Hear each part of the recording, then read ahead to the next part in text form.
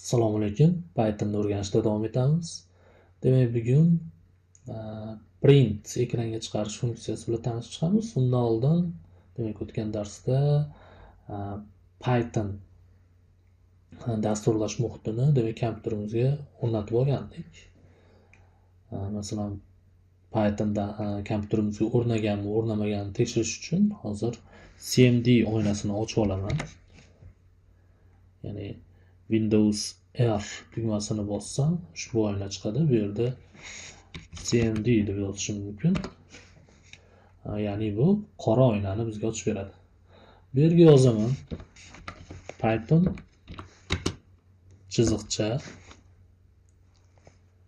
katta V deb yozsam ham bo'ladi. Mana demak bizda Pythonning 3.14 versiyasi demak o'rnatilgan. Yana bu yerda shu CMD oynasida ham Python kodlarini ishlatib ham ko'rishim mumkin. Buning uchun Pythonni chaqirib olaman.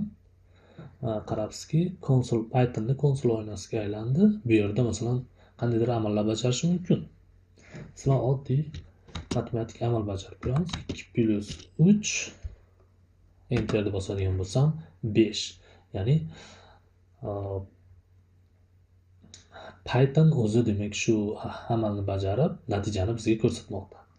Bu oynadan chiqib ketish uchun exit qilsak bo'ladi yoki shunchaki yopib olamiz.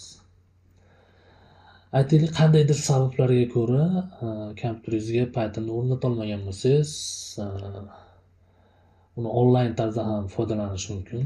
Bir nechta servislar mavjud. Ulardan foydalanish uchun sizda shunchaki internet bo'lsa bas. Masalan, bir nechta ikkita demak sayt keltirildi bu yerda. Aytaylik, bu birinchisiga kirib ko'radigan bo'lsak, mana tayyor kompilyatör, ya'ni Python kompilyatör desak bo'ladi. Bu yerda print funksiyasiga tayyor misol keltirilgan. Keling, bu yerga salom bizda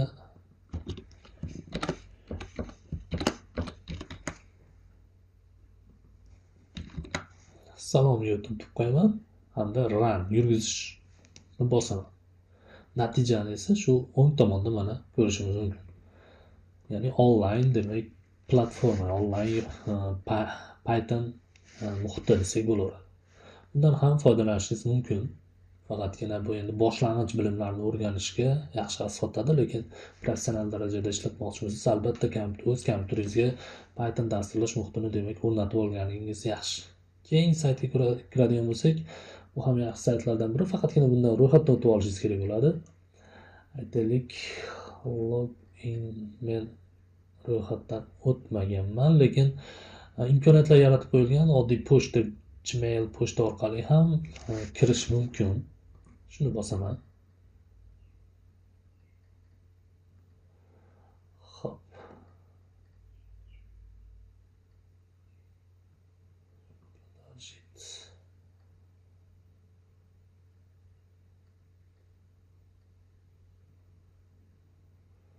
Qarabsizki, mana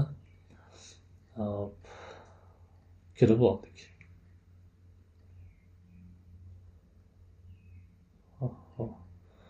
Bir oy oldin bir yozib ko'rgan ekanman. Kiradigan bo'lsa. Next tanishtirib o'tyapti, deyarli buni ishlatmaganim uchun.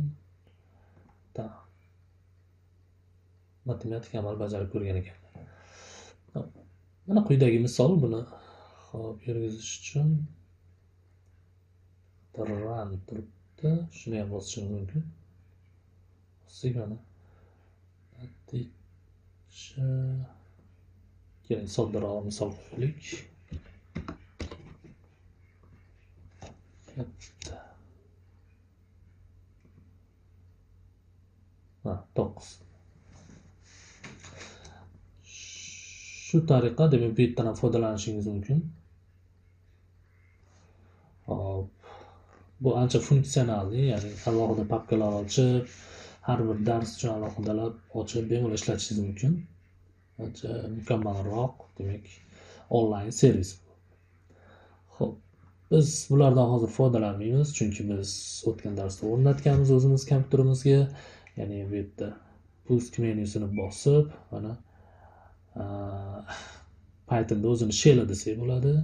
O'zini konsolini demak ochib ishlatsak bo'laveradi. Xo'p, bu yerda yangi fayl ocha olaman. Ctrl N ni bosib ham ochishingiz mumkin. Hop. Hop, ochildi. Buni darhol saqlab olsam maqsadga muvofiq bo'ladi. Kimlar Ctrl S qilaman-da. Saqlab olaman. Bundan buyog'i har bir dars uchun alohida bir papka ochib olaman. Kelinglar shu yerga sozdат papka Python dars. Va buni ichiga hop, adashmasam bu ikkinchi video, ikkinchi dars. O'zi kengaytmas payda turibdi, ikkinchi dars dedim xolos, saqlanadi. Demak, buni saqlanib bo'ldi. Ishlayotganligini tekshirib ko'ramiz, ya'ni ekranga chiqarish, print dedik, mana print funksiya bu, albatta demak qauslar bo'ladi. Bu yerda endi salom Python deymiz. Salom Python deb yana saqlanib qilib olaman. Ctrl S bosaman. Hamda bu yerda run bor yoki shu bilan birgalikda F5 ni ham bossam bo'lardi. Undan keyin F5 ni bosib ishlatamiz. Hozir shunchaki run modul bosadigan bo'lsam, hozir xatolikka yo'l qo'yibmiz.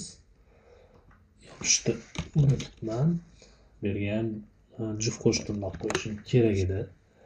Ana endi F5 ni bossam. Mana salom Python degan natijamiz konsolda ko'rindi. Bu shu print funksiyasi, ya'ni ekranga chiqarish vazifasini bajaradi.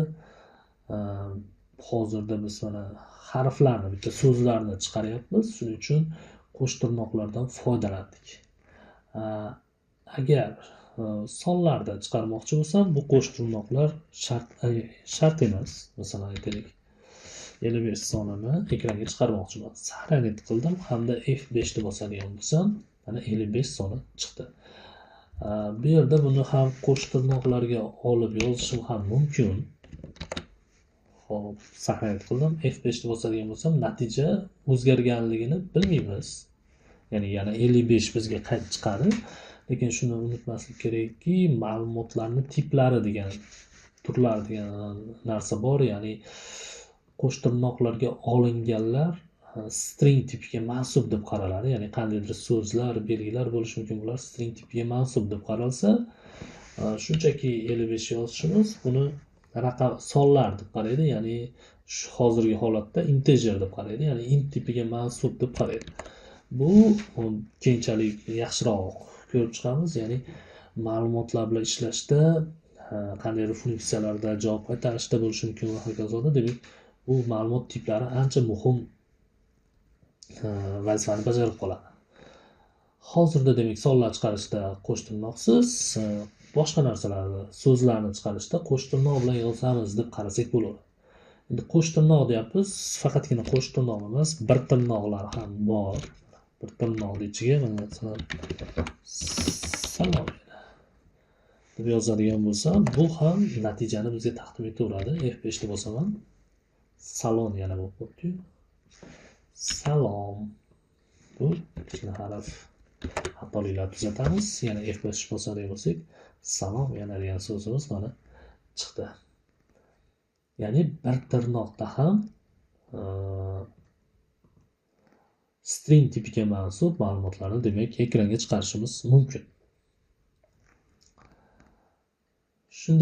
Yana shunday xatoliklar kelib chiqishi mumkin.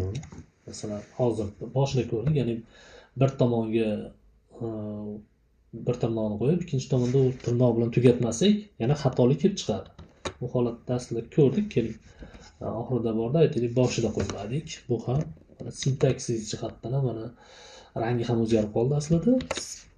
Saqlanib qilaman. F5 ni bosadigan bo'lsam, mana xatolik, ya'ni string tipida xatolik kiritayotganda xatolik bordi. Mana qizartirib ham ko'rsatdi. Bu xatolik, ya'ni qo'sh tirnoq bir tirnoq edi. Aytaylik, shu yerda server a'lo baho oldi desa, a'loda quyidagicha yozilardi. A'lo baho oldi deb yozadigan bo'lsak, e'tibor bering, sintaks, ya'ni ranglar ham o'zgarib ketdi. Ya'ni a'loda tutuq belgisini qo'ygandik, qandaydir xatolikka o'xshab qoldi. Keling, yaxshi tekshiramiz. Saqlanib qilamanda, yana F5 ni bosaman. Yana xatolik. Aslida biz funksiyamizdagi qiymatni bir tirnoq bilan boshlab, bir tirnoq bilan tugatdik, lekin orada yana bir tirnoq kelganligi uchun qandaydir xatolik berib qoldi. Ya'ni kompyuter, dastur qanday tushunyapti? Bu boshlanishi deb tushunyapti, bu oxiri deb tushunib qolyapti va bu yoqdagi kodlar keraksiz sintaksdagi xato kodlar deb qarab qolyapti. Bunday hollarda to'g'rilash uchun bu yerga agar so'zlar orasida shunaqa bir tirnoq keladigan bo'lsa, teskari slash desak bo'ladi. Shu belgini qo'ysak, e'tibor bersak ham rangi o'zgardi. Biz xatolikni chetlab o'tgan bo'lishimiz mumkin. Shunda saqlanib qilaman hamda F5 ni bosaman. Mana server a'lo baho oldi. Ya'ni so'zimiz ekranga chiqdi. Ana endi bu yerda boshqacharoq ham yechim bor edi. Aytaylik, shu teskari slashni qo'ymagan holatda, lekin bu yerda juft qo'sh tirnoq, bu yerda ham juft qo'sh tirnoq qo'yib qo'ysak ham bu so'zimiz bizga ekranga chiqishi kerak. Mana shu holatda ham bu xatolikni oldini olgan bo'lar ekanmiz. Yoki aytaylik, server deylik. Mana qandaydir qo'sh tirnoq ichida yaxshi baho oldi desakchi, qo'sh tirnoq ichida yoziluvchi so'zlar bo'lishi mumkin. Aytaylik, qo'sh tirnoq ichida yaxshi baho oldi degan so'z yozadigan bo'lsak, bu yerda ham hozir sintaks xato kelib chiqdi. Rangidan ham bilishimiz mumkin, lekin kelib yurgizib ko'ramiz. Mana yana sintaks xatolik beryapti bizda.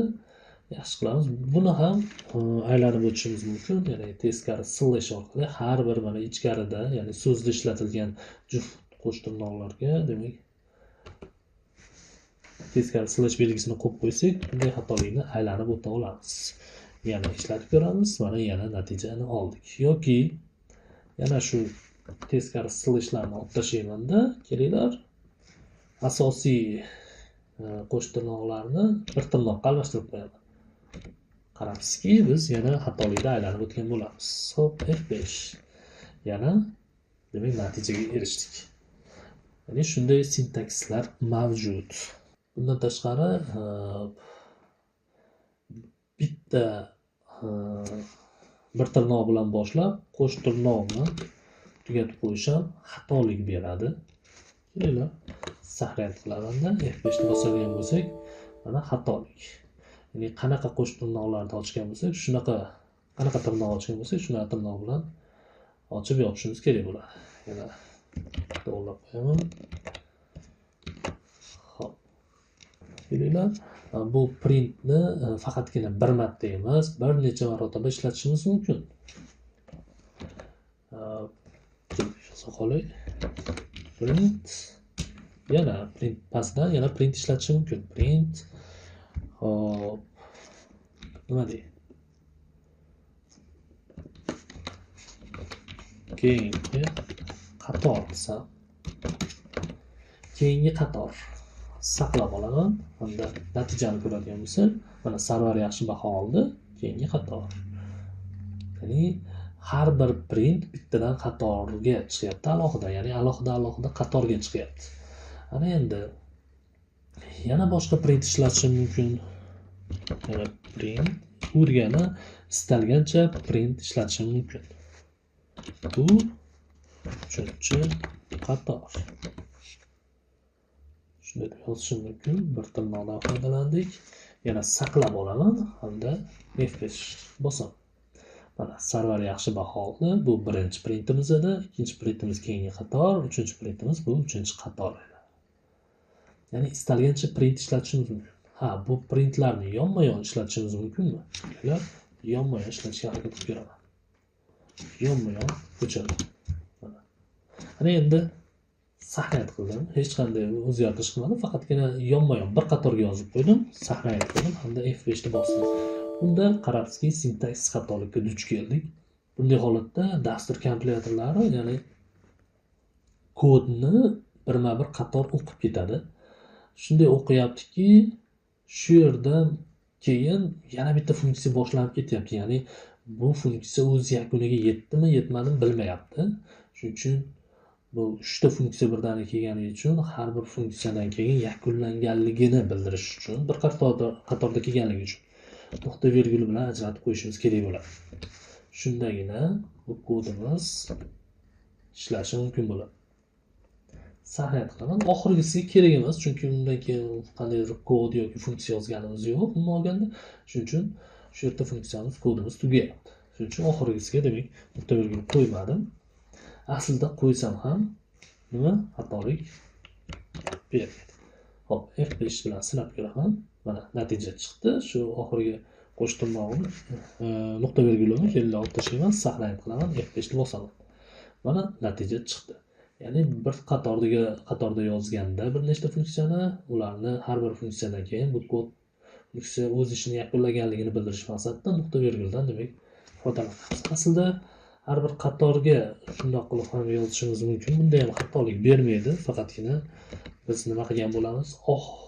Oshiqcha kod yozgan bo'lamiz. Chunki bularni yozmasak ham bizning dasturimiz shundoq ham ishlaydi. Shunday ekan, shunchaki oshiqcha kod yozib qo'ygan bo'lamiz. Biz demak juft qo'sh tirnoq bilan yozdik, bir tirnoq bilan yozdik, yana qandaydir tirnoqlar bilan yozish mumkinmi degan savol o'z-o'zidan tug'ilishi mumkin. Ha, mumkin. Qarangki, 3 tirnoq degan narsamiz ham bor. 1 2 3 bu tirnog'imiz ham necha tirnoq bilan ochilgan bo'lsa, shuncha tirnoq qo'yishimiz kerak. Qarang, 3 tirnoq qildik. Bu 3 tirnoq. Saqlanib qilaman, saqlab olaman hamda F5 ni bosadigan bo'lsam, mana bu 3 tirnoq bo'lib chiqdi. Ya'ni 3 ta tirnoq bilan ham yozish mumkin ekan. Bu tirnoqlar juft tirnoq bo'lishi ham mumkin. 3 ta tirnog'imiz. Mana 3 ta. Saqlab olaman, F5. Savol tug'ilishi mumkin. Nega bu 3 ta tirnoq yoki 4 tirnoq va hokazo bo'lib ketaveradimi shunaqa degan savol bo'lishi mumkin. Yo'q, demak 1 tirnoq, 2 tirnoq, demak odatiy so'zlar chiqarish kerak bo'lsa, ya'ni bir qator desak bo'ladi. 3 tirnoqlar, 3 taliklar bu HTML deb biladiganlar bo'lsa, pre degan tagi bor. Shu pre bilan birma-bir desak bo'ladi, ya'ni keyin buni bitta pastga tushirib yozishim mumkin. Yoki yana bir qanaqadir matn bu yerda ham. E'tibor qarating, bu so'zlarni pastma-past yozib tushirdim. Saqlab olaman hamda F5 ni bosadigan bo'lsam, bu 3 tirnoq Loren bo'lib chiqdi. Ya'ni bu yerda qanday yozilgan bo'lsa, shunday chiqdi. Ya'ni demak, xulosa qilishimiz mumkin, 3 tirnoq bilan yoziladigan bo'lsa, kimga yuqori tushirib tashlayman. 3 tirnoqda matnlar qanday yoziladigan bo'lsa, masalan, bu yerda ham qanaqadir so'z qanday yozilgan bo'lsa, ekranda ham shunday akslantiriladi. F5 ni bosadigan bo'lsa, mana bu 3 tirnoq Loren. Agar buni yana bitta pastga tushirib qo'yadigan bo'lsam, saqlab olaman, F5 ni bossam, mana. Ya'ni qanaqa tartibda yozilgan bo'lsa, kodda qanday tartibda yozilgan bo'lsa, ekranga ham shunday tartibda demak chiqarib beradi. Xo'p, hozir aytib o'tdik. Har bir print bittadan qatorni egallaydi deb. Aytaylik. Keling, shuni salom deymizda, keyingi printimiz shu dunyo bo'lsin. Salom dunyo bo'lsin. Saqlab olaman, F5 ni bosadigan bo'lsam, mana salom dunyo bo'lib alohida qatorga chiqdi. Ya'ni har bir print bittadan qatorda egallaydi. Bu funksiyada shunday bu holat yuz berayotganligiga bitta sabab bor. Bu funksiyada Bu yerda end degan atribut desak ham bo'ladi. End default holatda quyidagi belgi, ya'ni endni o'z ichiga oladi. Bu belgi shunday belgi qo'yiladigan bo'lsa, bu keyingi qatorga tushirish degan vazifani bajaradi. Default holatda printda shunday narsa yozilgan. Saqlab olaman. Ana endi natijani ko'radigan bo'lsak, F5 ni bosamiz. Mana salom dunyo o'zgargani yo'q. Ya'ni bittadan qatorga chiqdi. Ana endi default qiymatini o'chirib qo'yamiz. Ortlashadim. Keyin bitta probel qo'yib qo'yaman. Saqlanib qilaman-da F5 ni bosadigan bo'lsam, mana endi salom dunyo bu so'zimiz ikkita printda yozilgan so'zlar, lekin bitta qatorda bitta gap bo'lib, demak ko'rinyapti. Hali sintaks deyapmiz. Shu yerda bitta sintaksni ham aytib o'tib ketishim kerak. Aytaylik, print birinchi printimiz bu yerda boshlangan bo'lsa, ikkinchi printimiz bu yerda boshlandi. Aytaylik, ikkinchi printimizni hozir bitta tab ichkariga surib qo'ydim deylik. Mana shunday qilib yozdim. Yana bu yerda ham aytaylik, bu yoqda ham yana bitta print bor deyishimiz mumkin. Bu aytaylik, ozgina ichkarida saqlanib qo'ydimda F5 ni bosdim. Qarang, bu yerda ham xatolik beryapti. Chunki kodlarni shunday yozishimiz kerakki, bir qatorda mana bir chekkadan yozilishi kerak bo'ladi. Boshqa bir funksiyalar, maxsus funksiyalar bor, ularga kelamiz hali. Masalan, shart funksiyalari, cycle funksiyalari bo'lishi mumkin. Operatorlar desak to'g'ri bo'ladi. Ularda endi sal boshqacharoq bo'ladi. Hozirgi holatimizda mana buni o'chirib tashlashim mumkin, lekin mana bittagina probel ichkarida bo'lib qoldi. Saqlanib qilaman. Bu ham demak o'z navbatida xatolik beradi. Ya'ni nimaga xatolik beradi? Chunki print funksiyasini ichida bu print funksiyasi degan ma'noni olib boradi. Bu umuman o'zi kod sintaksga tushmaydi, shuning uchun xatolik berib yuboryapti. Endi bu Pythonda shunday, masalan, boshqa bir dasturlash tilida, masalan, PHP oladigan bo'lsak, bunday hollar xato hisoblanmaydi. Shu sintaksga ham demak e'tibor qaratib qo'yishimiz kerak bo'ladi. Ana endi aytaylik, ham string ma'lumot, ham integer, ya'ni ham harf, ham son yozmoqchimiz. Uni qanday qilib yozsak bo'ladi? Bu yerga mana salom yoki uning yoshi, bir yoshini aytaylik sonda yozmoqchimiz deylik. Katta qoldi. 25 qilamiz. 25 deymanda yoshda deb yozishim mumkin.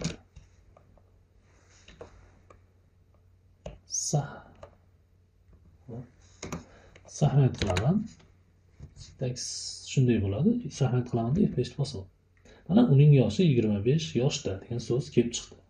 Bunday yozganim sababi 25 qandaydir o'zgaruvchilardan olinishi mumkin. O'zgaruvchilarga keyin o'tamiz. Shunday sintaks ishlatishimiz kerak bo'ladi. Yoki masalan 9-uy demoqchi bo'lsam, 9-uy qandaydir o'zgaruvchidan kelishi mumkin. 9-deb uy deb qo'yishim mumkin. Saqlanib qilaman. 9-uy. Bo'lishimiz mumkin. Demak, ko'rishimiz mumkin. Bitta virguldan keyin albatta bitta probel ketyapti. Shunga ham e'tibor qaratib qo'yamiz. To'g'ri, buni agar aniq string ma'lumotda bo'lsa, shunday qilib ham yozsak xatolik bermaydi, lekin vaqt keladi, shunga o'xshagan qiymatlarni albatta qandaydir o'zgaruvchilardan, qandaydir funksiyalardan olishimiz mumkin bo'ladi.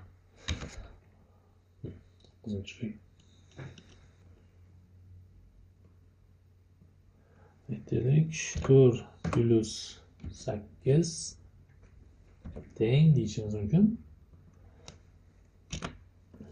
Matematik amaldan ko'rib qo'yamiz. Bu yerda mana 4+8 deb qo'ysak, buni saqlab olamiz hamda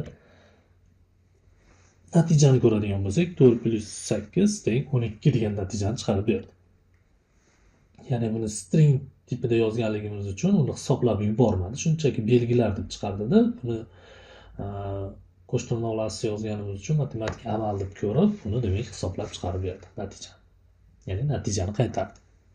Hop, yana nima ko'rishimiz mumkin? Uncha bugunga yetarli.